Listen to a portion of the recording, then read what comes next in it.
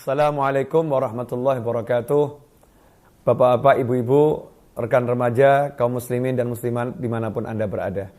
Pada episode kali ini bersama saya Naufal bin Muhammad Al-Idrus, kita akan mempelajari adab kepada Allah Ta'ala. Melalui satu ayat ini kita akan bersama-sama melihat bagaimana adab Nabi Ibrahim dan Nabi Ismail alaihissalam kepada Allah Ta'ala. Sebagai seorang manusia yang beriman kepada Allah, kita diperintahkan untuk meneladani para anbiya wal mursalin. Mereka adalah manusia-manusia pilihan Allah Ta'ala. Coba kita perhatikan, ketika Nabi Ibrahim mendapat perintah untuk menyembelih putranya, Ismail alaihissalam.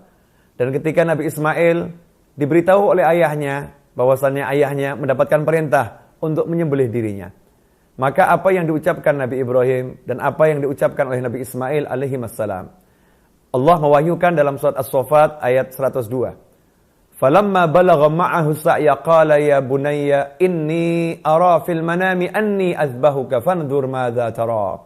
Ketika Nabi Ismail mencapai usia di mana bisa membantu orang tuanya, dalam tafsir lain dikatakan mencapai usia di mana bisa beribadah kepada Allah Ta'ala. Dalam tafsir yang lain dikatakan usia sekitar 7 hingga 13 tahun. Seorang remaja, seorang bocah, seorang anak berusia 7 hingga 13 tahun. Asyik-asyiknya bersama orang tua. Falamma balagha ma'ahu sa'ya qala. Tiba-tiba Nabi Ibrahim alaihissalam menemui putranya dan berkata, ya bunayya, duhai anakku tercinta, inni ara fil manami anni azbahuka fanzur madza tara. Aku bermimpi melihat diriku menyembelih engkau, maka bagaimana pendapatmu? Para pemirsa kaum muslimin dan muslimat yang dimuliakan Allah Ta'ala, coba perhatikan di dalam ayat di atas, Nabi Ibrahim alaihissalam tidak membawa nama Allah Ta'ala, tidak membawa-bawa nama Allah Ta'ala.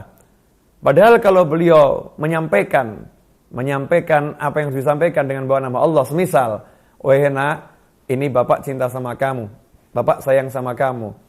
Ini bukan keinginan bapak loh ya. Ini bukan ayah yang mau. Ini perintah Allah. Allah yang memerintahkan. Itu lebih mudah bagi Nabi Ibrahim untuk menyampaikan kepada putra yang dicintainya tersebut. Tetapi Nabi Ibrahim tidak membawa-bawa nama Allah Subhanahu wa Ta'ala. Beliau hanya menceritakan, aku bermimpi bahwasannya aku menyembelih dirimu. Ini yang pertama. Kemudian bagaimana jawaban dari sang anak? Qala ya abatif al ma tu'maru satajiduni insyaallahu minas sabirin. Si anak pun Nabi Ismail alaihissalam, sang anak menjawab, duhai ayahku tercinta, laksanakan yang diperintahkan kepadamu. Insyaallah engkau akan dapati aku termasuk dalam kelompok orang-orang yang bisa bersabar. Di dalam jawaban Nabi Ismail juga tidak membawa-bawa nama Allah Ta'ala. Tidak menyebut-nyebut Allah Ta'ala. Inilah yang dimaksud dengan adab kepada Allah Ta'ala. Kita mengetahui bahwasannya perintah ini adalah perintah yang tidak menyenangkan. Perintah untuk menyembelih, perintah untuk membunuh anak tercinta. Nabi Ibrahim tidak mengatakan, aku diperintahkan Allah. Mimpi seorang nabi adalah perintah Allah. Tetapi adabnya kepada Allah sangat tinggi, adab beliau kepada Allah luar biasa. Maka untuk hal yang tidak menyenangkan, beliau tidak menyebut-nyebut Allah Subhanahu wa Ta'ala. Tapi beliau nisbatkan pada dirinya sendiri, aku bermimpi. Kemudian putranya yang mengerti bahwasannya mimpi Nabi adalah sebuah wahyu, perintah Allah Ta'ala. Tapi sang putra pun beradab kepada Allah Ta'ala. Beliau tidak mengatakan, ayah, Allah kan yang memerintahkan, ini adalah perintah Allah. Nabi Ismail tidak berkata demikian. Tetapi beliau berkata, wahai ayah, laksanakan yang diperintahkan kepadamu. Tanpa menyebut fa'ilnya, tanpa menyebut yang memerintahkan, tanpa menyebut Allah Subhanahu wa Ta'ala. Kenapa? Karena ini perintah yang tidak menyenangkan, perintah untuk menyembelih. Dari sini dapat dipetik pelajaran adab kepada Allah Ta'ala, bahwasanya hal-hal yang tidak menyenangkan, hal-hal yang tidak enak, maka janganlah kita menyebut-nyebut Allah Subhanahu wa Ta'ala, kita nisbatkan kepada Allah Subhanahu wa Ta'ala.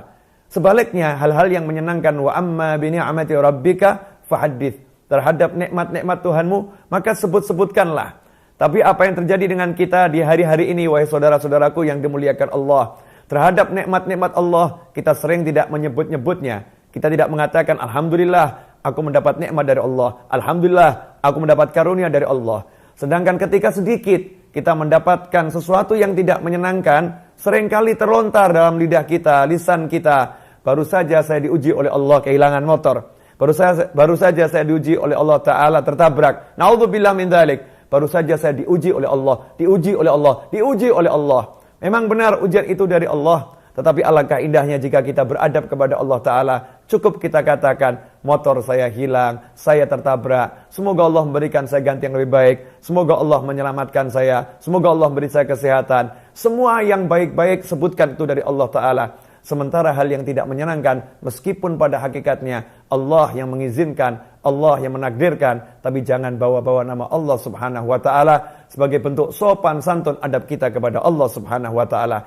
Inilah pelajaran dari kisah Nabi Ibrahim dan Nabi Ismail alaihissalam yang penuh dengan hikmah. Satu ini, mari kita renungkan, kita praktekkan dalam kehidupan sehari-hari. Mari kita beradab kepada Allah Subhanahu wa Ta'ala. Sebut-sebutkan nikmat Allah, sebut-sebutkan Allah atas karunia-karunia-Nya, dan mari kita nisbatkan hal-hal yang tidak enak itu pada diri kita sendiri, meskipun Allah yang menentukan, meskipun Allah yang mengizinkan, meskipun Allah yang menakdirkan. Semoga barokah dan manfaat. Wabillahi taufiq wal hidayah. Wassalamualaikum warahmatullahi wabarakatuh.